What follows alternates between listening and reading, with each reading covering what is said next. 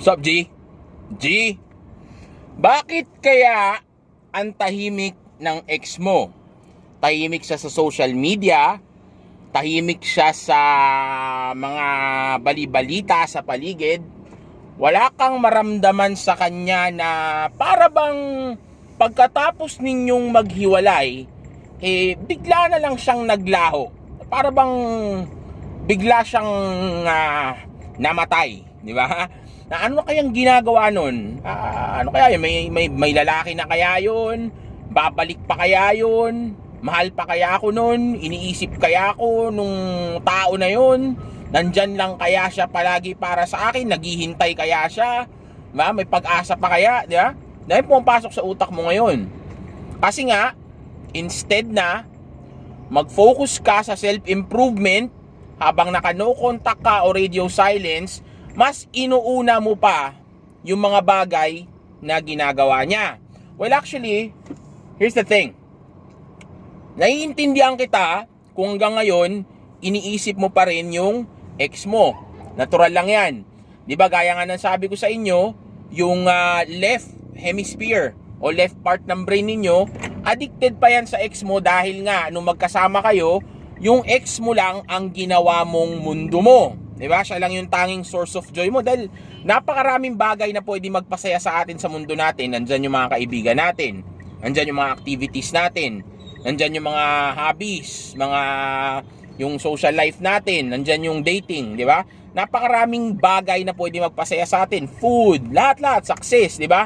Ang daming bagay na pwedeng magbigay sa atin nung dopamine release na yon, na by the way, yung iba nang kuha yan sa drugs. Okay? Kaya nga itong release mo na to ay para tong drugs. Kasi yung chemical na nailalabas ng utak mo kapag magkasama kayo, magkausap nito mga tao na to,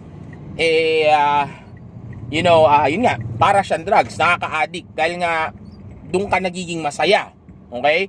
So since nung time na magkasama kayo, siya lang nang siya ang tinutukan mo hanggang sa umabot sa wala ka ng ibang source of dopamine release or joy. Okay? Tapos ngayon na naghiwalay kayo, yung utak mo ngayon, takot siya na mawala tong ex mo kasi nga, siya yung nag-iisang source niya nung dopamine release na yon o nung drugs na yon. Kumbaga parang yung ex mo, siya ang drug, how do you call this? Drug pusher mo. Okay, siya yung nagpo-push, siya yung nakukunan mo, siya yung source mo. Okay? So since ngayon na mawawala na yung source mo, ngayon takot na takot ka kasi mawawalan ka na nung mapagkukunan nung drugs na yon. Dahil parang ang drugs yun. Dahil kung ano yung nararamdaman mo pag nagda-drugs ka, yun yung nararamdaman mo kapag kasama mo siya. Joy, magkaiba lang ng level pero pareho. Okay? Kaya ngayon na mawawala siya, nagpapanik ka ngayon. So ngayon, yung utak mo, walang ibang laman kundi puro siya. Hindi ka papakainin yan, hindi ka papatulugin, papahirapan ka, makakaramdam ka ng anxiety. Araw-araw, meron kang battle sa sarili mo na isipin mo siya ng isipin hanggang sa bumigay ka, mag-reach out ka na. Well, yung iba bago mag-reach out, ang ginagawa muna, nag-i-spy ng account, isip ng kung ano mga pwede niyang gawin para sa ex niya. Okay? Yun yung mga bagay na yun hindi ko yun mapapatawad. Yung mga bagay na yun ang hindi ko makukonsinte. Okay? Yun yung mga bagay na hindi ko tinotolerate. Bakit? Kasi yung maisip mo siya, natural yun. Kasi nga kakahiwalay nyo pa lang at addicted yung brain mo sa kanya, yung left part. Pero yung hindi mo gawan ng paraan para i-distract yung utak mo sa nangyayari ng mga oras na yon, dahil nga sugat yan eh.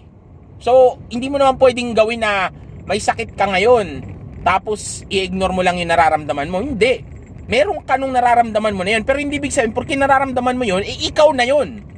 Pag ba masakit ang ulo mo, iniisip mo ba na yung sakit ng ulo mo na yun na yung kondisyon mo ng buong buhay mo? Syempre hindi, di ba? Ngayon lang yan kasi masakit yung ulo mo. Kaya nga meron tayong radio silence at saka no contact para yun yung magiging treatment mo sa sugat na nagkaroon ka ngayon. Right? yun yung gagamitin mo. Hindi ka makikipag-usap sa kanya, hindi mo siya titingnan, hindi mo siya pupuntahan, hindi ka magbebeg, o hindi ka magmamakawa. Dahil pag nagmakawa ka, nilalagay mo na may sarili mo sa mababang posisyon ng relationship ninyo dahil ikaw yung nagbebeg, diba? Ito, bigyan kita ng example, sagutin mo to. May mga exes ka na nakikipagbalikan sa'yo. May mga exes ka na hindi naman interesado makipagbalikan sa'yo. Ito, tanungin mo sarili mo, sino sa dalawang ex mo ang mataas ang respeto mo o mataas ang value sa mata mo? Yung mga nakikipagbalikan sa'yo o yung mga exes mo na walang pakialam sa'yo o wala nang interest na makipagbalikan pa sa'yo? Kahit na sabihin pang hindi pa sila gusto, basta yung kung paano mo lang tingnan. Di ba? Mas mataas yung mga walang pakialam sa'yo kasi indifferent sila. Parang nung unang beses na nakilala mo tong tao na to, nung una na yon, ganyan din yung nararamdaman mo. Ang taas ng tingin mo kasi hindi mo pa siya kilala. May mystery pa. At yan yung bagay na magagawa para sa'yo ng radio silence. Kasi nga, tatanggalin mo yung validation sa utak niya na iniisip niya na gustong gusto mo pa din siya hanggang ngayon. Mapapaisip siya na baka nagmo-move on ka na. Baka mawala ka, na pwede ka palang mawala sa kanya o baka meron ka ng iba. Diba? Yun yung mga bagay na iniisip mo rin ngayon. Kaya nga ngayon, imbis na labanan mo yung sarili mo sa sitwasyon mo na may sugat ka, may sakit ka ngayon, may headache ka, ang gagawin mo, kukonsintihin mo pa yung pakiramdam mo. Hindi mo susundin yung mga bagay na sinabi ko sa'yo, yung magpunta ka sa gym, yung lumabas ka, yung enjoy mo yung buhay mo, yung magkaroon ka ng social life na every Saturday or Sunday, kasama mo yung mga friends mo, o may date ka, di ba? Dahil single ka ngayon, at ang rason kung ba't mo gagawin yun, hindi naman dahil gusto ko lang ipagawa sa'yo, o hindi lang din dahil binibigyan kita ng option na gawin mo to, at may option ka na hindi mo gawin, okay? Wala kang choice. Kailangan mo tong gawin dahil yung mga bagay na yun yung makakatulong sa'yo para mawala yung sakit mo. So, nanood ka ng video, paano papagalingin yung sakit ko sa tiyan. Ngayon, tinuruan ka paano pagalingin yun, ang ginawa mo, inignore mo lang. Para saan yung pinanood mo? Para saan yung ininvest mo? Para saan yung pagtitiwala mo? Para saan yung mga nalalaman mo kung di mo rin gagamitin? Ano yung tanga-tanga lang? Ha? Diba? Eng-eng lang. Ba? Kaya ako sinasabi sa inyo lahat ng mga bagay na ito o tinuturo ko sa inyo at ine-emphasize ko na pinipilit ko sa inyo na gawin nyo. Kasi ito yung naniniwala ako na makakatulong sa inyo dahil nga dati na ako naging dumpy, dati rin ako naging dumper, napag-aralan ko kung anong pinagkaiba ng dalawa at napag-aralan ko ang parehong nature ng isang lalaki at babae sa isang relasyon o nature ng dalawa at kung ano ang meron sa isang relasyon. That's why, lagi kong dinidikdik sa utak ninyo na ayaw nyong maniwala sa akin na walang unconditional love sa isang relationship, isang romantic relationship. Yan ay nag-i-exist lang sa magulang, yung magnanay, magtatay, yang ganyan. Wala kang kondisyon sa anak mo, kahit ano pa maging itsura niya, kahit na sumalbahay pa siya, anak mo pa rin yun. Mahal mo pa rin yun. Pero, sa romantic relationship, may mga conditions yan. Kailangan, katulad sa babae, since emotional sila, feelings na nagpapatakbo sa kanila, syempre gusto nila, yung nararamdaman nila sa'yo noon, nung nagustuhan kanila, dapat hanggang ngayon, yung pa rin yun. At yung nararamdaman nila na yun, hindi nila basta naramdaman yun, may pinagkukunan yun. Diyan ngayon papasok yung attraction. Okay? Dahil kaya kayo naghiwalay ngayon, dahil bumagsak na yung attraction level niya sa'yo, kasama pati yung interest level niya sa'yo. Kaya nga dapat, habang naka-no contact ka o radio silence, instead na iniisip mo kung anong ginagawa niya, o magma-mind read ka, o mag-spy ka sa kanya, mag-stalk ka sa account niya, ang gawin mo, mag-focus ka sa sarili mo, i-improve mo yung sarili mo, at higit sa lahat, ibalik mo kung sino yung dating ikaw na dadagdagan mo ng mga additional na pwedeng additional na value para mas mailagay mo ang sarili mo sa mas magandang posisyon kapag ka nag-reach out na siya. Okay? Or kahit na hindi pa siya nag-reach out, kung magdating ng time na nag-post ka na ng photo mo after ng radio silence, or kung naka-no contact ka, kung nag-update ka na ng picture mo, di ba? at least nasa magandang position ka. At kung hindi man yun mangyari, dahil nga sa dami ng mali ng ginawa mo, tapos naghabol ka pa rin na nagawa mo maayos ang sarili mo, let's say mangyari pa rin. Kung ang tanging option na lang na meron ka, mag-move on. At least, nasa magandang posisyon ka pa din na makakakita ka ng mas maayos na partner sa buhay mo. Dahil nga, nasa magandang posisyon ka, dahil nag-self-improve ka. Pero sa ngayon, naiintindihan kita na siya pa lang yung gusto mo. Dahil nga, ikaw yung iniwanan. Kaya nasa 190s ka pa. And mahirap kontrahin basta-basta ang feelings. Kaya nga, ang sabi ko sa inyo, kailangan maghanap kayo ng activities. Kailangan nag-workout kayo para sa blood flow mo. Para sa pagbabalik ng confidence mo. For you to feel good, okay? Yung sa hormones nyo. Tapos, bawasan yung mantika sa katawan. Mag-diet. Kumain kayo ng gulay, ng prutas. Okay? Lumayo kayo sa mga junk foods. Hindi lang para gumanda ang itsura mo. Kundi, kasama na rin doon para gumanda ang pakiramdam mo. Okay? Kaso ang problema, karamihan sa inyo, hindi ako sinusunod. Sipin mo sa isang araw, pagkatapos ng trabaho mo o ng mga activities mo, ano nang gagawin mo after that? Wala na. So, since addicted pa yung utak mo sa mga oras na to, intindihan nyo? Sa mga oras na to, since addicted pa yung utak nyo, tapos wala ka nang ginagawa, hindi ka na busy, ano kayang gagawin ng utak mo? Papaalala sa yung ex mo, ipapamiss sa yung ex mo, pipilitin ka niya na ibalik yung ex mo. Bakit? Dahil nga, dun nga siya sumasaya. Kaya nga gagawa ka ng mundong masaya para makita ng left hemisphere ng brain mo na meron pang mas masayang mundo bukod sa mundo ng syota mo. Okay? Dahil totoo yan. Dahil dati masaya ka naman bago mo siya nakilala.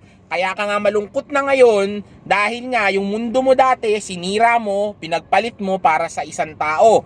Tao na ginawa mong mundo mo. Ngayon, nung naging mundo na yung tao mo, iniwang ka naman nung tao na yon. Dahil hindi mo pwedeng gawing mundo ang isang tao lang. Paano mo gagawing mundo ang isang tao na ang pinagbabasihan niya, ipakiramdam niya?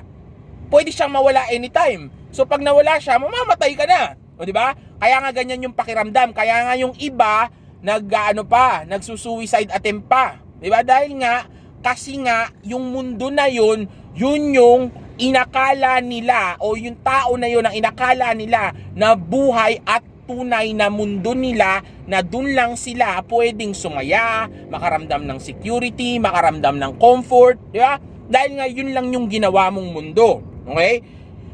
Pero still, sige, may mga bagay pa rin akong i-share sa inyo na sure ako na accurate na iniisip ng ex mo sa mga oras na to kung bakit siya tahimik o ginagawa niya. Ito ang mga rason. Isa sa rason dyan, baka nag-move on siya. Pinipilit niya mag-move on. Diba? Dahil yun yung gusto niya, diba? Break. Gusto niya ng time for herself, diba? Yun ang gusto niyang gawin. So, kaya ngayon, pinipilit niyang mag-move on. At ayaw niyang makita mo yung mga ginagawa niya o baka hindi niya sinasadya dahil talagang ganyan lang siya ngayon dahil sobrang busy ng buhay niya dahil nakatutok siya sa sarili niya. Pero I doubt. Dahil ang mga nakikipag-break, hindi yan nagfo-focus sa sarili nila.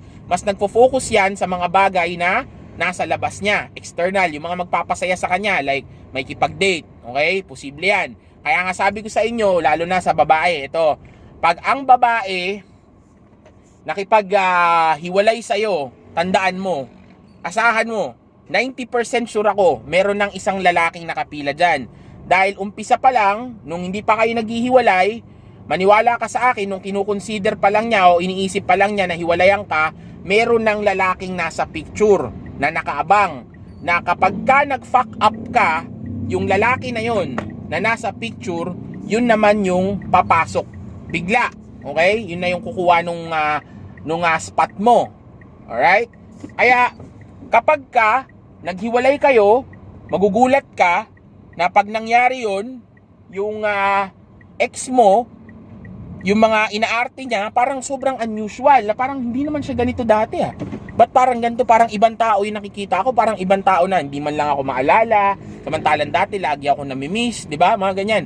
Tsaka kasama na rin doon dahil nga yung feelings niya. Sa ngayon kasi, iba ang nararamdaman niya. Pero, feelings lang yon, nararamdaman lang niya yon. Kasi nga, sa mga oras na to, ang gusto niya mangyari, mawala ka muna sa mundo niya. At ang isang rason dyan, kaya rin siya tahimik, dahil siguro nasa relief siya. Dahil meron tayong tinatawag na relief stage. Okay? Dahil kakahiwalay nyo lang. So ngayon, nasa relief stage pa siya, masayang masaya siya na single na siya ulit. Kaya ini-explore niya muna lahat ng mga bagay na pwede niyang gawin, pati mga options niya. Kaya nga kailangan mawala ka. Okay? Dahil lahat ng mga possibilities, pwedeng may ka-date, pwedeng nagmo-move on, pwedeng busy lang, pwedeng meron siya mga tinatago sa'yo, di ba? Na ayaw pakita sa'yo na baka masaktan ka, o baka kinikip ka pa rin niya as an option, gusto lang talaga niyang matahimik ngayon, di ba? Kaya ang pinaka-safest dyan, dahil since hindi naman tayo mind reader, ang pinaka-best na gagawin natin, safest na pwedeng gawin natin sa ngayon, since ganyan ang situation nyo, is to go no contact or radio silence. Let her do kung ano man yung mga bagay na gusto niyang gawin. Kasi for now, break kayo. Wala kang power. Diba? Wala kang pwedeng gawin sa ngayon. At hindi mo siya kontrolado. Ang tanging way lang para makontrol mo ang sitwasyon, kontrolin mo yung sarili mo. Dahil yung katawan mo, yung sarili mo, yung finances mo, yan, kontrolado mo yan. May power ka dyan. Kaya yan yung pupukusan mo ngayon. Magpo-focus ka sa mga bagay na na under sa control mo, at kakalimutan mo o hindi mo papansin yung mga bagay na hindi mo makokontrol, na alam mo na pagka itong bagay na controllable mo, magagawa mong fokusan at ayusin at ma-improve mo yung mga bagay na yan, panigurado, pati yung bagay na hindi mo makontrol sa ngayon, na gusto mo rin makontrol sa kinabukasan, which is yung ex mo, makokontrol mo na rin kasi mariri-attract mo na siya. Instead of you thinking kung ano yung mga bagay na ginagawa niya, nag-aaksaya ka ng oras at higit sa lahat, bumabalik ka ng bumabalik sa dating pakiramdam mo na pakiramdam na sobrang strong kasi nga, strong emotions yung pinagaluan ninyo. And habang ginagawa mo yun, mas lalo kang mahihirapang mag-move on kasi nga, nag-i-invest ka pa rin. Dahil yung hindi lang pera, yung time ang pinaka-importante sa lahat. Dahil kung isip ka ng isip sa kanya, ibig sabihin nun, yung oras mo, imbes na naka-invest sa iba, sa pag-gym mo o sa paggawa mo na mas importante na magdadagdag sa'yo ng value, nakatuto ka ngayon doon sa kanya. So, yung utak mo sa kanya naka-invest, pati yung time mo. Kaya ngayon, pataas pa rin ng pataas yung value niya. Kaya gustong-gusto mo pa rin sa ibalik kasi nga, ang dami mo nang in-invest noon, hanggang ngayon, invest ka pa rin ng invest. Kaya itigil mo yung pag-invest. Okay? Itigil mo yung pag-invest sa ex mo. Yan ang kailangan mong gawin dahil ang mindset na tama na dapat meron ka habang nasa ganito kang sitwasyon, nag-move on ka. Kahit na bumalik pa siya o hindi, basta mag-move on ka para pagdating ng time na kailangan mo nang gumawa ng desisyon, let's say nag-reach out siya o nag-date na kayo, okay?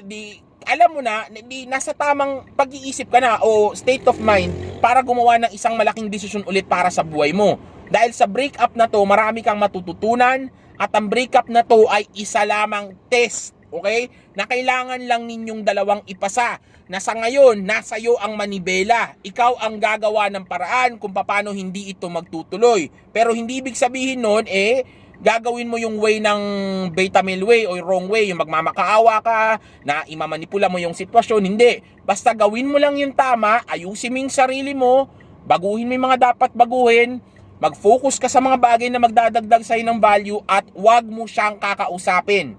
Kakausapin mo lang siya pag nag-reach out siya. Again, naiintindihan ko na iniisip mo siya ngayon. Ang hindi ko maiintindihan o hindi ko makukonsente o mapapatawad yung iniisip mo siya o siya na yung laman ng utak mo tapos tinutuloy-tuloy mo pa. Ibig sabihin hindi mo pinipigil, hindi mo nilalagyan ng distraction. Kaya nga maghahanap ka ng purpose mo in life kasi yun yung mag-feel ng mga void na wala kang ginagawa para hindi siya yung iniisip mo. At dapat yung ginagawa mo na yun something na magbibigay sa'yo ng value na magkakaroon ka rin ng small victories. Ano may small victories? Kunyari, napunta ka ng gym. Sa linggo na to, nakapag-gym ka ng 4 na beses, which is goal mo. O, small victory yun, di ba? 4 na beses. Na nakapag-diet ka, nakapag-lose ka ng pounds, o kumita ka ng malaking pera ngayon. So, small victories yun na dun mo ini-invest yung oras mo instead na sa kanya na wala kang nakukuha. So, ang mangyayari niyan ngayon, yung utak mo, since invested na ngayon, sa mga bagay na nagbibigay sa'yo ng value at nakikita mo yon at nararanasan mo yung mga small victories na yon. Ngayon, yung utak mo, unti-unti mo na siyang natitrick na mas mag-focus sa buhay mo dahil mas may value na yung buhay mo ngayon kumpara sa bagay na alam mong wala ka namang control, which is yung ex mo, kasi nga tumigil ka na sa kaka-invest. Kaya unti-unti nare-realize mo o nakakapag-move on ka na kasi nga hindi ka na sa kanya nakafocus. Pero sa ngayon, natural lang yan. Iisipin mo siya paulit-ulit. Natural lang yan na mamimiss mo siya. Pero kung magagawa mo lahat ng mga sinasabi ko sa'yo, yung mga working out, diet, grind and purpose, yung mga activities, hobbies, social life, kung magagawa mo yung mga bagay na yan, mas mapapabilis yung pag-move on mo at self-realization mo dahil nga nasa tama na yung pag-iisip mo. Pero hindi agad-agad. Kada araw magbabago, kada linggo magbabago, kada buwan magbabago. Ganun yan. Dahil hindi yan mabilis. Kaya nga, sabi ko sa inyo, huwag kayong mai-in-love. Kasi mahirap mag-survive, mahirap mag-bounce back, mahirap tanggalin yung emotions na yan kasi nga attachment yan. Okay? And again, gaya na sabi ko sa inyo, I'm not a love coach, I'm a life coach. Ang bagay na tinutulungan ko kayo o ang bagay na tinutulungan ko kayo sa buhay nyo pagdating sa ganito, sa relationship, hindi lang dahil sa relationship kundi sa health, mental health. Okay? Mental health ninyo, dahil pag ito hindi niyo naayos o dito na dinadanas mo to ngayon eh, wala kang kasagutan, wala kang alam, natural, gulong-gulo ka, hindi mo alam kung saan ka papunta. Parang kunyari, pumasok ka sa isang trabaho na wala kang alam, natural isipin magkukwit na lang ako kasi you're not doing good dahil nga wala kang kaalam-alam doon. Pero kung alam mo yung ginagawa mo at alam mo yung mga sagot, lahat ng pasikot-sikot, sigurado hindi ka magkukwit doon, lalo na kung magaling ka doon kasi nga naiintindihan mo na. Dahil alam mo, ang tao takot yan sa mga bagay na hindi nila naiintindihan. Kaya ngayon nung naiintindihan mo na kung anong dapat gawin, wala ka ibang gagawin kundi pagkakatiwalaan mo yung mga sinabi ko sa iyo, uunahin mo yung mga mas importante para nang sa gayon mas mapabilis yung pag-move on mo at maging mas maganda ang resulta ng ginagawa natin. Yun lang. Kung ano yung sinabi ko, yun lang ang gagawin mo. Kung ano yung mga dapat gawin, yun lang ang gagawin mo. Wala nang extra. Wala nang kung ano-ano pa. Okay? Dahil kung ano mang iniisip niya ngayon at ano mang ginagawa niya ngayon, hindi natin alam kung ano yun. Okay? Wala tayong control doon. Pero yun yung mga posible, mga sinabi ko sa inyo kanina.